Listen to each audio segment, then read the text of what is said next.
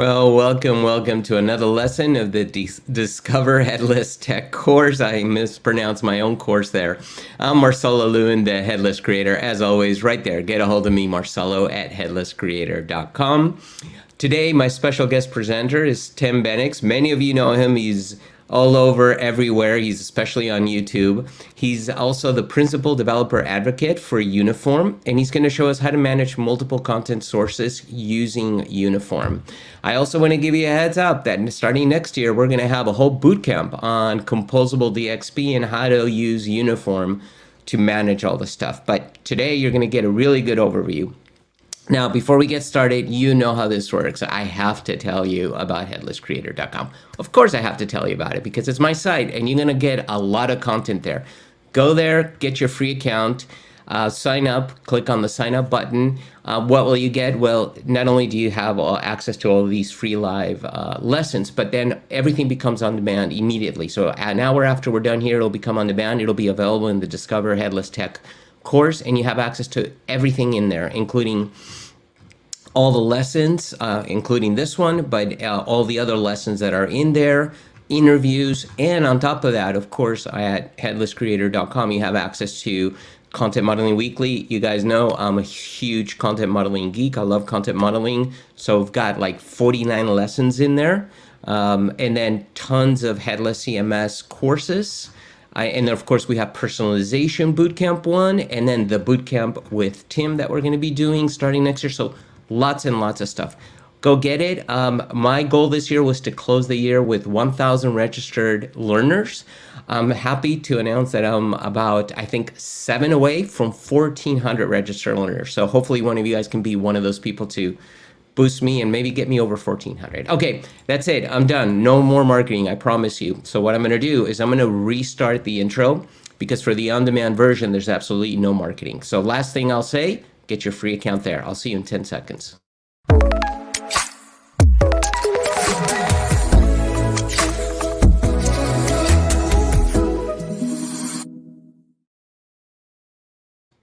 Well, welcome to another lesson of the Discover Headless Tech course. I am Marcelo Lewin, the Headless Creator. As always, right there, get a hold of me, Marcelo at headlesscreator.com. Today, my special guest presenter is Tim Bennix. He's the principal developer advocate at Uniform, and he's going to show us how to manage multiple content sources, and don't we all work with tons of content sources using Uniform as a composable DXP. But we're going to learn a bit more about him, and how do we do that? Very easily. I'll just bring him in. Hello. Tim, welcome. Thank you. I'm glad you're here. You know, I've been following your YouTube for a long time. You produce some really great content, so I encourage everybody to follow you there. You got your at Tim Bennix there. Really professional stuff. I love what you do. Thanks, so man. welcome. Thanks for being here. I appreciate it. So real quick, before we get started, how did you get into like technology? Oh, wow. That's a long time ago. I feel like a bit of a dinosaur in our industry. I guess Dude, if you're a dinosaur, what am I? I don't know. Let's call us both dinosaurs, right? Okay, all right. Now, so back in the day, I think around like 1999, 2000 or something, Oh, wow. I still like to play video games. I do that a little now, but back then much more. And we were able to actually create configuration files for these games to kind of change them up. Back then, these engines were completely open. It was so new. And so I really liked making good configs and seeing what would come out. And with that, I'm like a super creative person. So if I don't play my guitar or do other creative things like making videos like this, I just dove right head first into like doing websites and stuff. And it felt like something I could do. And I paid my school education from it while doing other things. And at one point, it just took over everything. And now I'm here. That's a really big fast forward, but there you go. Yeah, definitely. So it sounds like you've been doing web development really since the beginning of the web. I mean, I jumped in around that time too. I jumped in around 94. It sounds like you started around 99, 2000, Now, right? a bit later with actual web stuff is probably 2003. Things Got like it. that, when my Okay. first Flash website, things like that. Flash. Woof. That brings a flashback right there. Exactly. Yeah, well, my first website was using the blink statement in HTML. So There you go. I'm that old, okay? I still know that one. You So still, here we go. hey, it was fantastic. Seeing it blink, it was amazing back then, okay? Must be. The Yeah, thing is, we obviously have so much information in our minds that nobody needs to have because of our history, right? I'd right. rather learn all these new things, but maybe today we can teach people about some new stuff. And we definitely going to do that. But you play guitar, you say, huh? So you're a Yes, I musician do. as well? Yeah, I've actually, since my teens, been playing, and we moved from Amsterdam to Paris. And since that move, I haven't played as much because the language barrier, different styles of music, things like it. Just life changed, right? Of But course. before that time, I played 2, 3 gigs a week for Good for you. years on end. Yeah. Any Yeah. kind of special, any kind of music that you, genre that you prefer? Well, the funny thing is, I started in these kind of rock bands where we really tried to be like famous and things, and it just never worked. And Uh-huh. then I did lots of session musicianship, so basically play whatever they ask. And that also was like, yeah, I'm not really making money. So in the end, I just did what I wanted, which was old school blues music, Oh, like that's amazing. 1960s Chicago style. That's my like. The older I get, the older the music gets, And basically. the more I you consider appreciate that. it, right? Yeah, Yeah, definitely. definitely. Yeah. Yep, yep. Cool, cool. All right. Well, hey, we're going to go ahead and show your slides here. I know you're going to Yeah. get started. Everybody, if you have questions, there's chat. Go ahead and type them in. I'll ask Tim. Tim may ask questions as well. But right now, it's all yours. Awesome. So today I want to talk about uniform. And so I will go over why uniform exists and why it's important for all our audience here to actually have a look at what uniform does. And after that, I'll give you a demo.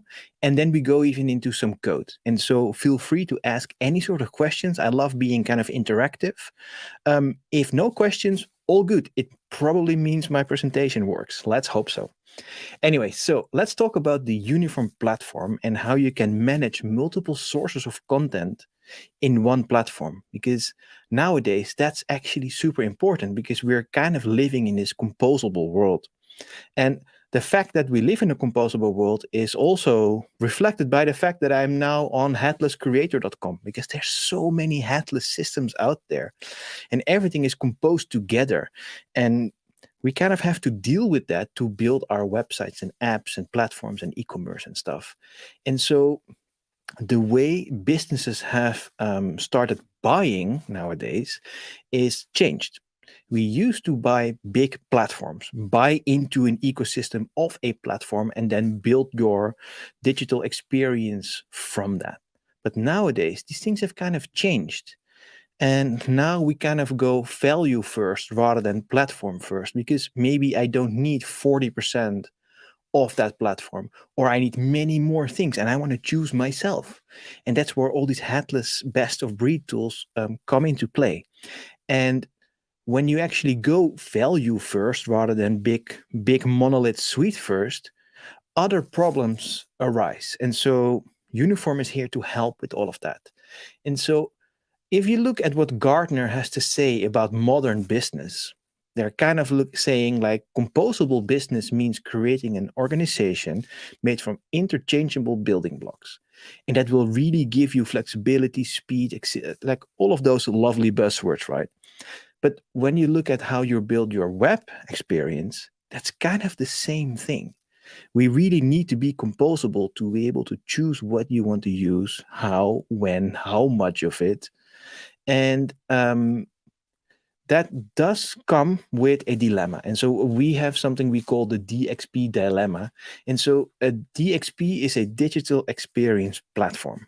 And what that is basically encompasses everything that you do to build your digital experience. But to be successful in that, you need to have like really good collaboration between things like your development, your design, your storytelling, your digital marketing, and all the things around it. So not only your end user has to profit, your developers too, your content editors too, your marketers too. And having complicated architectures and workflows that are quite rigid or have vendor lock-in, they really take away from how cool a DXP could be for your business. And so actually, the funny thing is, architectures can completely stall your success or your digital pipeline. And so, initially, before, and they're still around, we have something we call suites, right? I already alluded to that a bit. Suites are systems that I won't name now because there's no need for it. We probably all know them. They basically are one suite that have all the tools that you need or that they think that you need to build a digital experience platform. So they have CMS, they have maybe e-commerce, they have hosting, they have a front end, they have a bunch of libraries. And these systems will actually, where about 5 years ago, that was the way to go. Nowadays, not really. And because these systems are pretty expensive to get started with, because you buy everything, even if you don't need it. And they are kind of inflexible. You can make them flexible, but it costs a lot of time and effort and money, things like that. And sometimes you have a really fast time to market because it's a pre-built thing. But if you want anything differently, it will be very expensive and time consuming.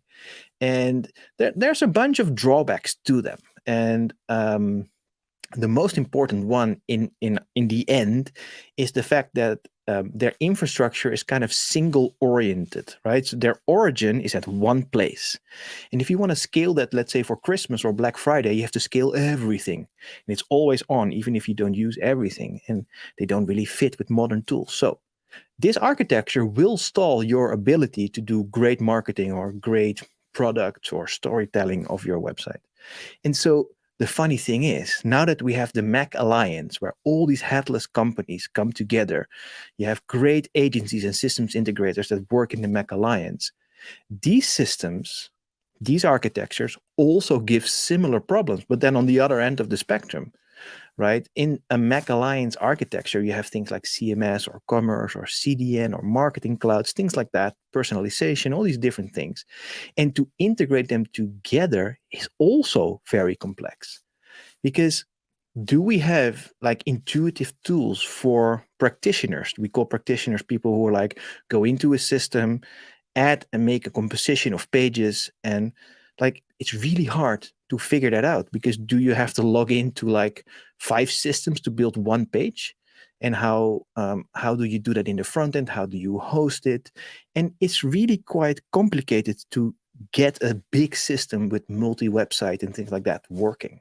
And what you see quite often is that in the beginning of your process, you make some decisions as architects, and that stalls you and hinders you in the future.